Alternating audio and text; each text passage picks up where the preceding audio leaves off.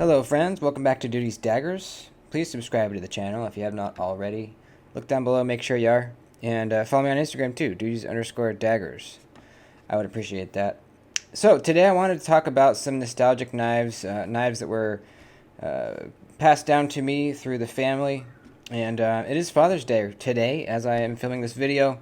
It'll probably come out a day or two after actual Father's Day. But it is Father's Day for me. And just, hang out with my dad today. We went to some music in a park. We were sitting, listening to music, eating some food, and just hanging out. And I had brought this knife here, I'll show you in a second, to show him. Because I had just restored this and kind of done some work on it, cleaning it up. And he was really happy to see it. Also, my mom was as well. My mom was there, and this is actually my mom's dad's knife.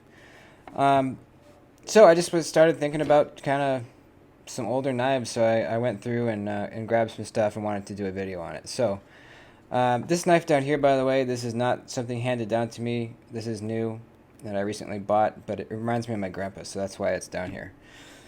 So let's start with this one. This is a very an old buck knife. You could see buck embossed. Is that the right word? Embossed. Right there. It says buck on the button. This is an American-made buck knife. You could tell it's pretty worn, but for how old it is, this sheath looks really very good. Definitely have some wear, but none of the stitches have has popped out or anything. And this is a buck 105. Check that out. I need to clean it up a little bit, I think. I haven't taken this out since my collection video, and I just put it right back. So this is a buck 105. You can tell it's been sharpened quite a bit. You can see how kind of it dips in right here. So it's been sharpened a lot. It used to be a broader blade. But this was a knife given to my dad by his dad. I don't know if his dad had bought it new and gave it to him, or if he had it before, and I just don't know. All I know is this was my dad's, given to him by his dad, and my dad gave it to me. You can see on the inside of the sheath here where my dad's kind of scratched in his name when he was a kid, Dave. And then you can see where I scratched my name in when he gave this to me. Probably when I was, maybe 15, 13, 14, 15, somewhere in there. He gave this to me, and I scratched my name on there next to his. So that's really special. My dad is still around, by the way. Like I said, I was hanging out at the park with him today. I cannot comprehend what life will be like when he's gone. It's just, I don't even know how to even begin thinking about that. So anyways, this is, I don't know what he used this for. I think he was in Boy Scouts or something like that. I really can't remember. But I used it a lot. I would kind of carry this around in the backyard, chopping at trees and, and doing all kinds of, things you probably shouldn't do with a knife. But this thing, withstood all the abuse. It's still solid as hell. I don't know if this is a full tang. I don't know how far down in the handle the tang comes. It doesn't poke out the back, obviously. I think this must be aluminum. This whole handle, I think, is aluminum. Actually, this part might be... I don't know what the black part is, but the butt here and up here, this is aluminum. It's pretty lightweight, actually. So this is a special knife. I don't use it. Just something that'll always be with me. This next one is really interesting. This one was on kind of a knick-knack shelf in my grandma and grandpa's house. And I don't know a whole lot about it, but I know that it's from Finland. I have great-great-grandparents that immigrated to the States from Finland. And this is kind of a traditional Finnish designed knife, made in Finland. If you kind of look at typical Finnish like folk art, there's a lot of this kind of like spiky deals going on, and these, it's just very Finnish. These tassels too. There's not a whole lot of inscriptions on the outside. There's an M right there, and that's the only inscription on the sheath. But let's check out the knife here. This is really old. That's all I really know. Wooden handle, stainless kind of bolster here, I guess you'd call it. Looks like it used to have a kind of a greenish coating on it. There's the tang. I don't know if that's... It looks like it was just peened over back here. Through the butt. This to me looks like kind of like maybe a fillet knife, although it's not super thin. I'm not quite sure. And there is some inscription kind of carved in here, and I can't read it. But I think it says to somebody's name, and it says Finland right there. And then there's kind of like a signature, it looks like, right here. Try to get it in a good light for you.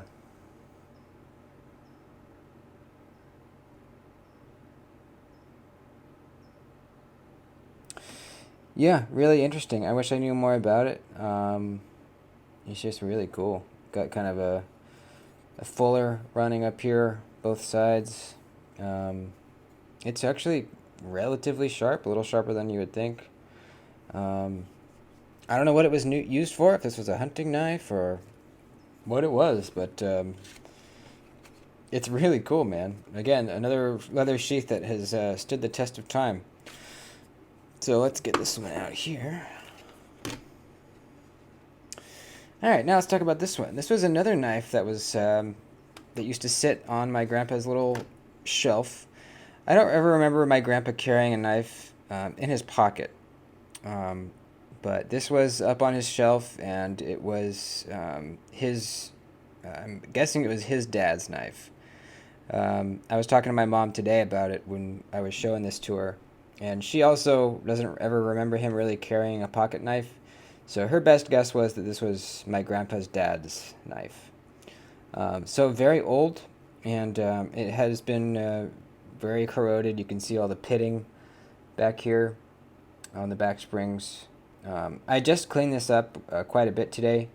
Nothing crazy, but I took a little tiny wire wheel to it and kind of shined it up, did a little bit of sanding and some spots, light sanding, and cleaned out all the inside, oiled it up, and it looks a lot better than it used to be. I also sharpened the blades. This was basically totally blunted over. It was like a rounded tip, so I kind of reprofiled that one a little bit. I just want it to be, usable. I'm not going to use the crap out of it, but I think this would be cool to carry around and use for small stuff, just because of the history. I really like this long rectangular nail nick right there. I think that looks amazing. It's interesting. It only has a swedge on one side. See, on the other side, there's no swedge. It didn't look like it was a chisel grind, unless it was to begin with, and then someone put a regular, bevels on it. I don't know. But I shined this one up. You can see there's very deep scratches in it, which I didn't want to sand deep enough to take those out. You can see it says Kingston right there. And if you turn it a little bit, you can see it says Kingston, USA. So that's very cool. This is a USA-made knife. I'm not familiar with Kingston. If anybody out there is, I'd love to hear about it. So we have that blade, and then we have this little kind of a spear pointish blade. This one was also very rounded over. Reprofiled it a little bit. Got it sharp. It's not incredibly sharp, but let's see. I actually haven't even tested it yet. Let's see. Yeah, that's good enough. Yeah. Similar thing on this one. It was very pitted and scratched, but I just shined it up a little bit, took the rust off, and now this will patina again. I just wanted to kind of get it down to bare metal, and then I'll put my own patinas on it. I want to cut with this one here. Let's see. Yeah, that's sharp enough. And then lastly, we have this little poker. I'm not sure what this is called. It's almost like a reamer. If you know in the comments, let me know what this is, what the the real term you would use to refer to this is. Probably like maybe a pipe stuffer or poker or whatever. But yeah, that's in decent shape. I really love the scales. I don't know what material this is, some kind of resin, sort of acrylic kind of thing, but they're really beautiful. I don't know why this gap is in here. If these kind of shrunk over time, that is very possible because I can't imagine that it was had this big gap brand new. I have a feeling these kind of shrunk with heat maybe over time because there's gaps kind of all around where they meet up with the bolsters. But very beautiful material. Brass liners in there. The walk and talk is really not bad considering how old it is. There's no half stops, but we get a decent little click.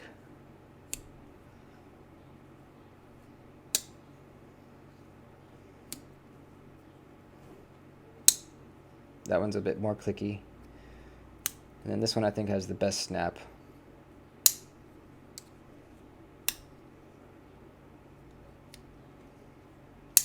So really cool. This will obviously always be with me. If I ever have a kid, this will go to him, her, or her. And even if I don't have a kid, probably just give it to one of my one of my siblings' kids. Keep it in the family for sure. So there's that.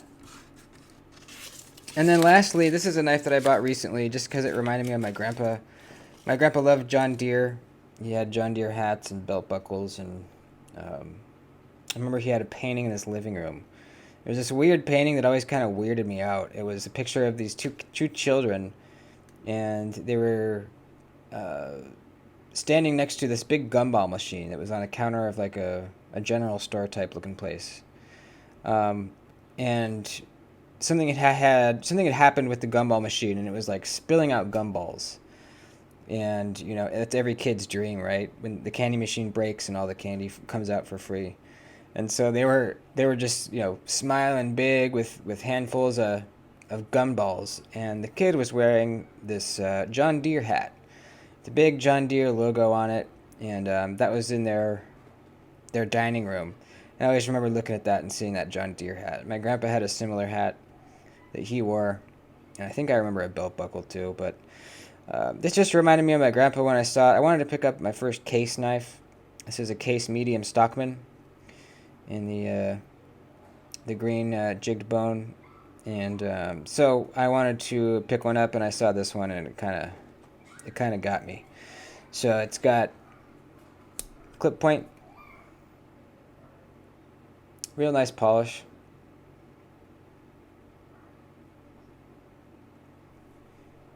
Then we have a little sheep's foot. Another reason why I thought this would be a good pickup. I like anything with the sheep's foot. I wish this was the primary blade. It was a longer, you know, sheep's foot is the primary, but that's fine. You see USA right there. And then finally we have a small little spay blade.